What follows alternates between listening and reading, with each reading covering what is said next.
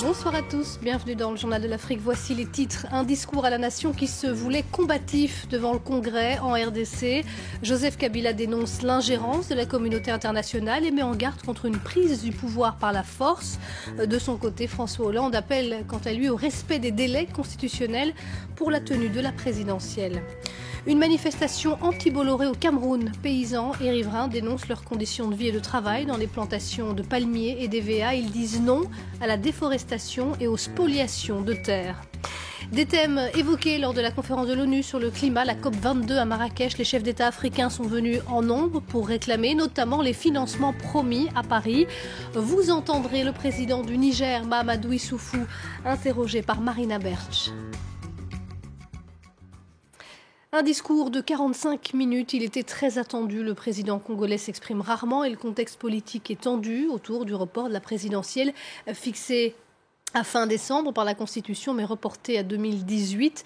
Joseph Kabila a une nouvelle fois dénoncé toute ingérence de la communauté internationale et promis de respecter la Constitution. Écoutez. Quant à tous ceux qui semblent se préoccuper à longueur de journée de mon avenir politique, je tiens à dire, tout en les en remerciant, que la République démocratique du Congo est une démocratie constitutionnelle. La Constitution sera toujours respectée, et ce, dans toutes ses dispositions. Et le président Kabila qui a par ailleurs mis en garde l'opposition radicale contre toute tentative de s'emparer du pouvoir par la force. On revient en détail sur ce discours sur l'état de la nation avec Thomas Nicolon à Kinshasa. Joseph Kabila s'exprime rarement. Son discours sur l'état de la nation était donc particulièrement attendu en ce mois de novembre, alors qu'une année chargée touche à sa fin en RDC. Le pays traverse une crise politique et le président a dressé un bilan de ses années au pouvoir. Il a évoqué de nombreux sujets. Il a notamment souligné la stabilisation économique du pays malgré la crise, mais aussi la lutte acharnée des forces armées congolaises contre les groupes armés, notamment à l'est du pays. Joseph Kabila a ensuite conclu son discours en évoquant son avenir politique. Il a essayé de rassurer en soulignant que tout était prévu par la Constitution, qui n'avait jamais été violée et qui serait toujours respectée. Des mots qui n'ont pas totalement convaincu une partie de l'opposition. L'interprétation que les uns et les autres ont de la Constitution est à géométrie variable. Nous voudrions aujourd'hui un recadrage des institutions, un centrage sur les fonctions essentielles qui vont aider à ce que ce pays aille aux élections pour apaiser la colère et la révolte du peuple congolais qui, aujourd'hui, n'attend qu'une chose, c'est l'alternance à la tête de l'État par la voie des urnes. Le président a également évoqué le rassemblement, cette plateforme de l'opposition qui a refusé de prendre part au dialogue et qui espère toujours voir Joseph Kabila quitter le pouvoir le 19 décembre prochain. Joseph Kabila a accusé le rassemblement, sans le nommer, de manipuler la population et de prendre le risque de faire basculer le pays dans le chaos.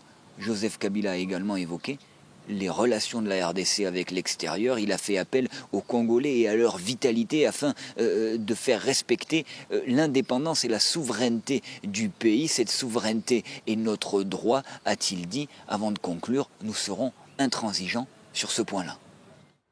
Et concertant cette situation politique tendue en RDC, mais aussi sur les récentes mesures visant la presse étrangère au Congo, où RFI est coupé depuis une dizaine de jours, le président français, François Hollande, a réagi depuis Marrakech. Écoutez.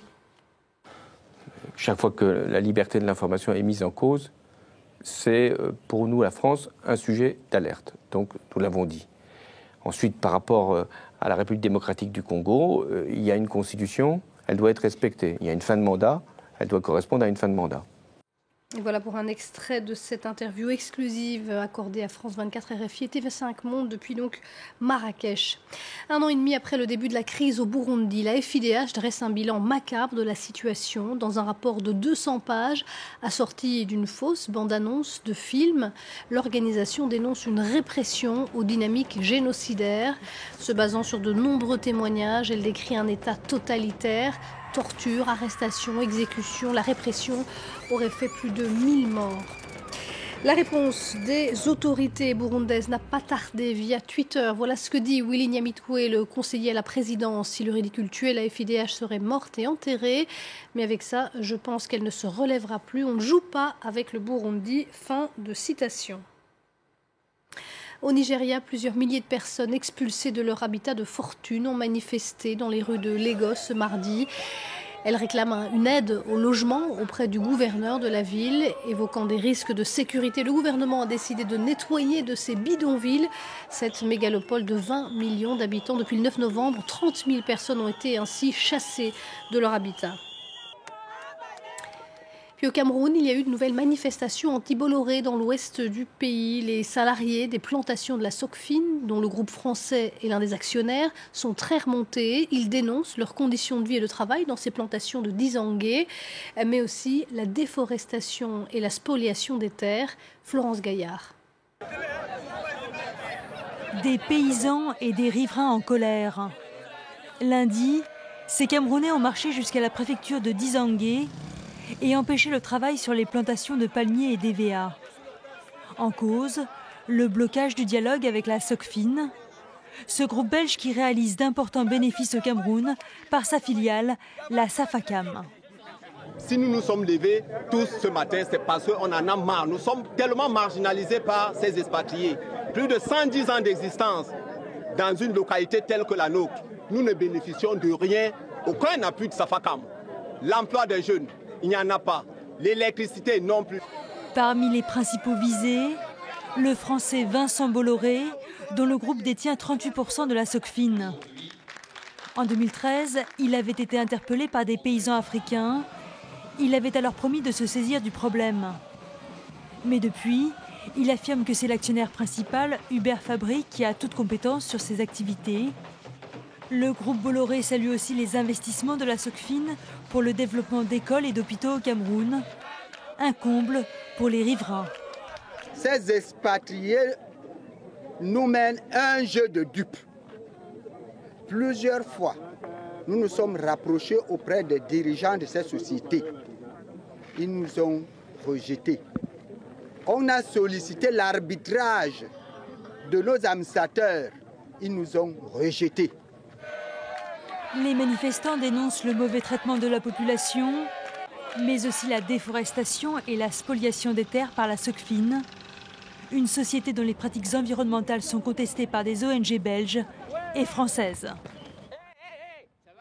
La déforestation, la spoliation des terres, des fléaux que l'on retrouve dans de nombreuses régions d'Afrique et qui sont au menu des débats de la COP22. 80 chefs d'État ont fait le déplacement à Marrakech, au Maroc, pour la dernière partie de cette conférence de l'ONU sur le climat. Et les Africains venus en force ont bien l'intention de faire entendre leur voix. Écoutez le président du Niger, Mahamadou Issoufou, il est au micro de Marina Bertsch. Merci beaucoup Mahamadou Issoufou d'être avec nous. Vous venez de vous exprimer à la tribune au nom des pays africains. Qu'est-ce que l'Afrique attend de cette COP22 ? Alors l'Afrique attend beaucoup de cette COP22. Vous savez que les pays africains ont toujours eu des positions très claires. Déjà à la COP21, nous avions insisté déjà sur les objectifs qu'il faut se fixer en matière d'augmentation de la température d'ici la fin du siècle, alors que les pays développés voulaient la limitation à 2 degrés. Déjà l'Afrique voulait la limitation à 1,5 degré, puisque l'augmentation de température jusqu'à 2 degrés veut dire augmentation de la température pour l'Afrique à 3 degrés Celsius d'ici la fin du siècle. La deuxième attente de l'Afrique, c'est le financement. Vous savez, les pays, on a besoin d'argent parce que chacun de nos pays a mis en place sa contribution prévue déterminée pour contribuer donc à la réduction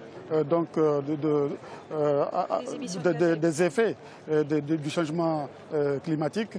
On a besoin de financement pour mettre en œuvre ces mesures, en particulier en ce qui concerne les énergies renouvelables. Vous savez que l'Afrique a déjà pris une initiative à la COP21 pour promouvoir les énergies renouvelables, énergie hydroélectrique, énergie solaire, énergie éolienne, etc. Mais tout cela demande de l'argent parce que le coût de ces énergies-là est jusqu'ici assez élevé. Donc il faut que les pays développés qui ont promis 100 milliards de francs CFA par an d'ici 2020 puisse honorer effectivement cet engagement.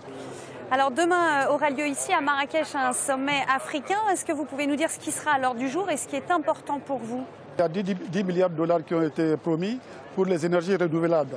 Et nous espérons qu'assez rapidement, les pays africains auront accès à ces ressources pour pouvoir mettre en œuvre les décisions qui ont été arrêtées à Paris. Donc demain, le sommet des pays africains sur le climat va reprendre les grandes priorités dont je viens de parler. Il faut rappeler que l'Afrique a le moins de responsabilités dans la dégradation du climat. Et pourtant, c'est une des principales victimes? Et nous sommes la principale victime. C'est cette injustice que nous demandons qu'elle soit effectivement réparée. Une question, Monsieur le Président, sur l'élection de Donald Trump à la Maison-Blanche. On sait que votre pays est un allié de longue date des États-Unis, non seulement dans la lutte contre le réchauffement climatique, mais aussi dans la lutte antiterroriste. Quel sentiment vous inspire cette élection de Donald Trump? Alors, si c'est un rapport avec la question du changement climatique que vous me posez la question, je dirais que les États-Unis ont déjà adhéré, ont déjà accepté les conclusions de la COP21. Et comme un État, c'est une continuité, j'espère que ces engagements vont être respectés. Et voilà pour cet entretien avec le président du Niger réalisé par Marina Bertsch et Claire Williams à Marrakech. Merci à elle et merci à vous de nous avoir suivis. Restez sur France 24, l'info continue dans un instant.